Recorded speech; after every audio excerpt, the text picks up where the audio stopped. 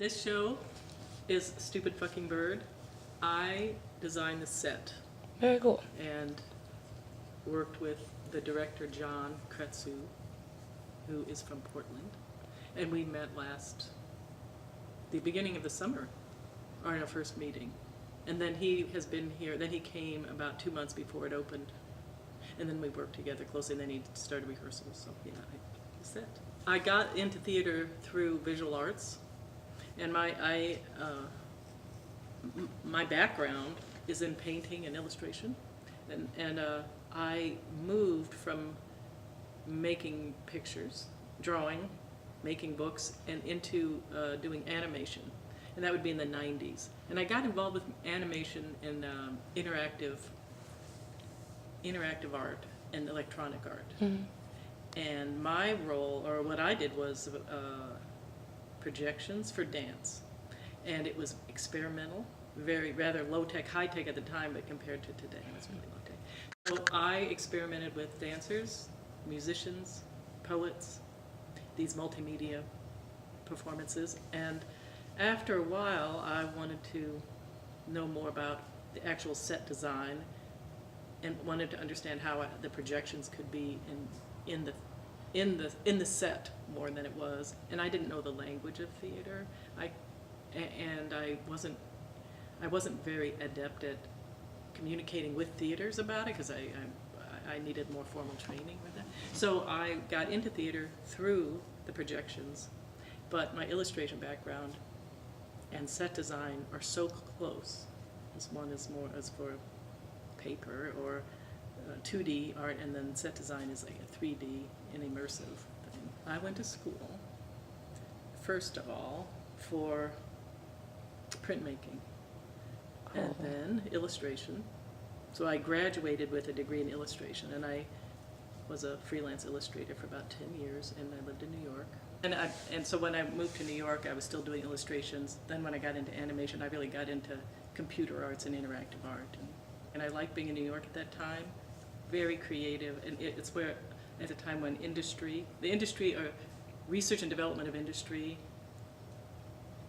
encountered or married creative people. Yeah. There's so much research going on, and groups of people gather together to experiment with ways interactivity and art and interface were working.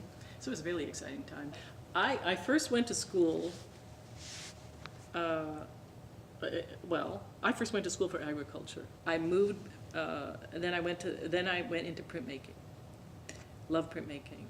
And then that was 2 years, and then I got out of school, worked printmaking and silkscreen, and then I went to school for illustration. I graduated with a BFA in illustration. And I worked as a freelance illustrator for about 10 years. I moved to New York, was illustrating children's books, magazines, book covers, that kind of thing. And then I got into fine arts and making pictures. So I kind of got out of the illustration. It just faded. It faded out and went into fine arts and was in a gallery. And then then I got involved with interactive art and animation.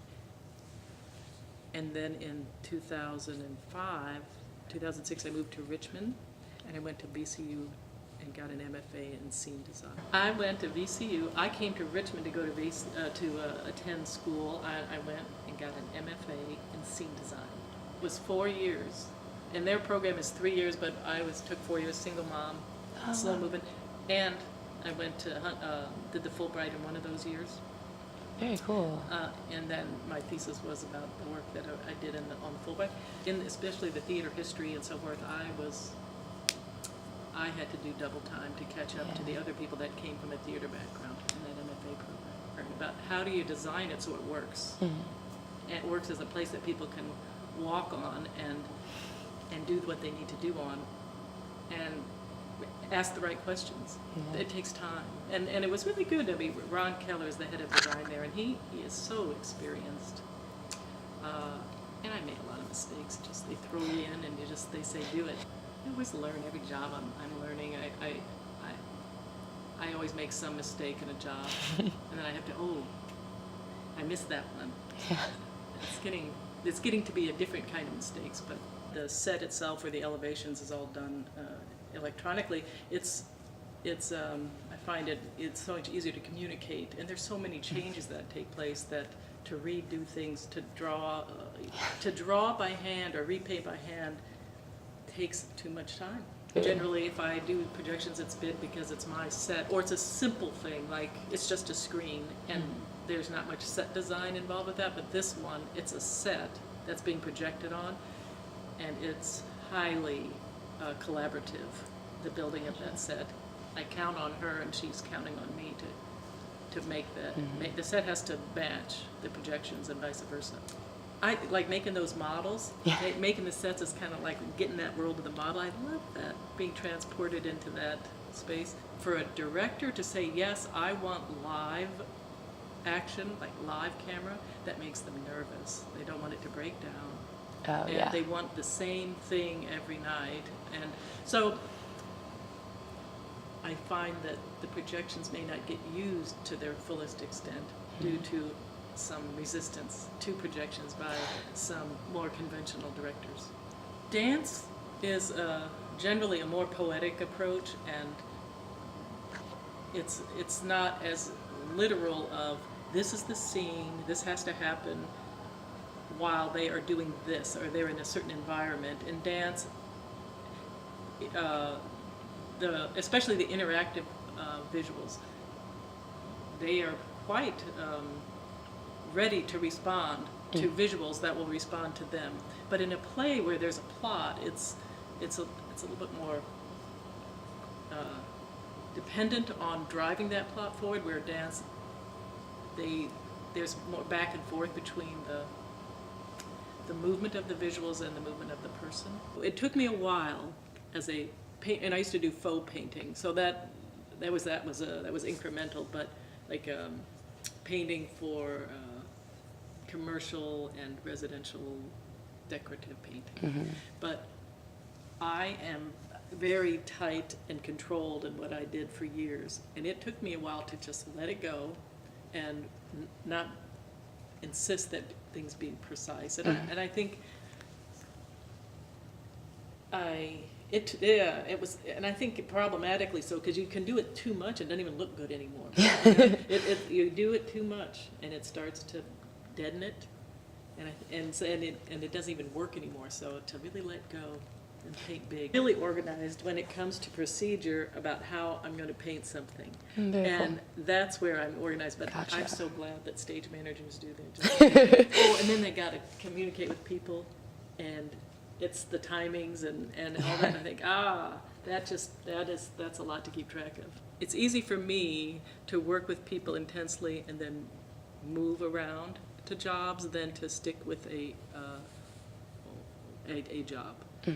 So it's really all I know. I have been freelance my entire working life, except for about 2 years I had a job, and now I work at the Firehouse Theater, and I do the set design. Yeah. I really like it. I like going into the office and being around people, and I like being at home and being alone. It can get very isolating, especially doing the all of the digital programming that I do, and the animation is very time-consuming, sitting at the computer day after day, very alone. I like to be alone, but it's not so healthy for me. It's good for me to have both. I think most designers are freelance. Yeah.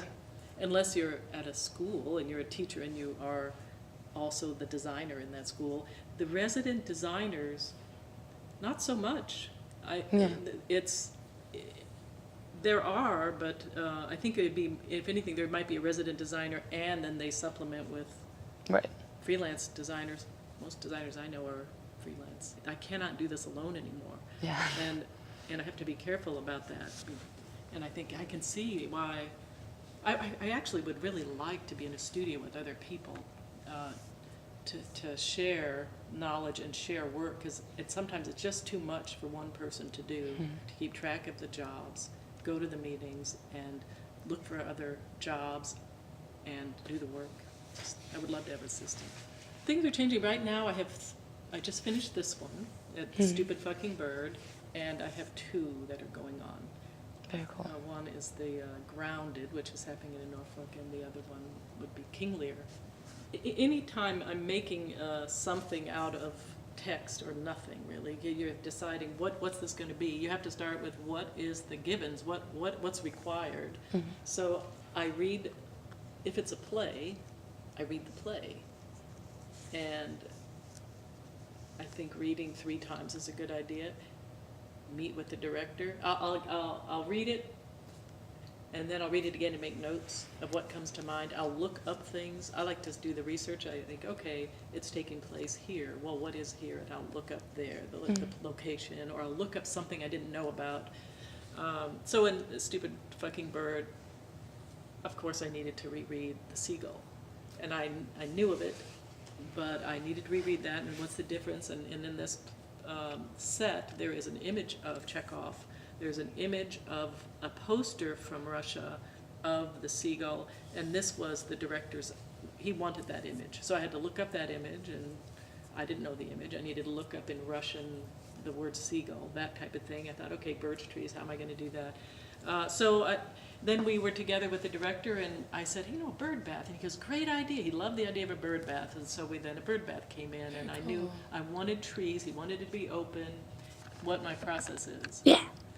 And it's reading, if it's a play, I read the text and my imagination, and I supplement by studying whatever the location or the ideas are, and I love that part of it. I love doing the research. So I love doing the research, and then it just starts to work, and then I talk with the director, I'll see the actors, I'll look at and I'll watch rehearsals, and then things come to mind. Mm-hmm. And if they're willing, if the director, if they're willing, if changes can happen, and I think, ooh, what about this, and then, or they'll say, what about, and just, but I also like to go to other mediums, not theater, but I like to see how other people have solved things, like architects, or printmakers, I mean, other visual artists, or not artists, or an engineer, not just theater. And print. Yeah. What would I advise?